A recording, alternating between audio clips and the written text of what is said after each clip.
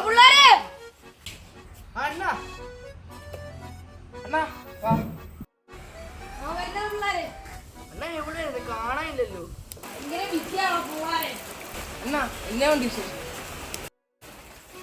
നീയൊന്നും അറിഞ്ഞില്ലേ? ശബരിമല മുക്കിയതല്ല അണ്ണനാണ്. പോടാ.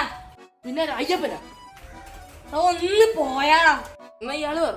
ഒട്ടന്മാരെ ശബരിമല സ്വർണം മുക്കിന്ന്.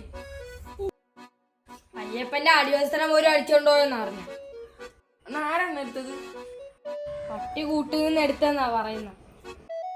അണ്ണാ പട്ടിയാണെങ്കിലേ മലമൂടി വല്ലതും തൂറാൻ കയറിയതായിരിക്കും. പിന്നെ പട്ടിക്ക് എന്തിനാ സ്വർണ്ണം? നിർത്തറ പട്ടിയല്ല പോറ്റിയാ മുക്കിയ. പോത്തിക്ക് പറയണം, അല്ലാതെ പട്ടി പറഞ്ഞ അങ്ങനെ. സ്വർണം മുക്കി പഞ്ചദ്രവ്യം വെച്ച് പുഷ്പാടെ ചന്ദനത്തടി വെച്ച് ചെന്നൈ മുഴുവൻ വഴിയാണ് ഡീല് നടത്തിയത്. അണ്ണാ അണ്ണൻ ഇതൊക്കെ എങ്ങനെ അറിയുന്നത്? അണ്ണല്ലാത്ത കണക്ഷൻ കൊണ്ടാണ് ഇവിടെ. ഒരു രഹസ്യമുണ്ട്. ഇതിന്റെ പിന്നെ ആരാന്നറിയോ? ഇനിയാളുണ്ട് ഇതിന്റെ പിന്നെ. കേട്ടാ നീയൊക്കെ നെട്ടു. റോക്കി. അമ്പോ റോക്കിയോ? അവർക്ക് വല്ല അറസ്റ്റ് കൊണ്ടാണ്. യമനെ വിളിച്ചിട്ടുണ്ട്. രണ്ടുപേർക്കും അറസ്റ്റ് ഉണ്ടെന്ന് അറിയുന്നത്.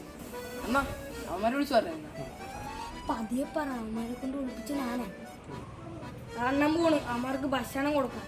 ഇയാള് 2 ആഴ്ച കണ്ട വാർത്തയും കൊണ്ടുകൊണ്ട് വന്നിരിക്കുക. നമ്മൾ KGF പുഷ്പയും കാണാത്ത രീതിയിൽ റിപ്പോർട്ടിന്റെ വർത്താനം പുള്ളി ചില സമയത്ത് പറയുന്നത് ഭയങ്കര അറിവാണ്.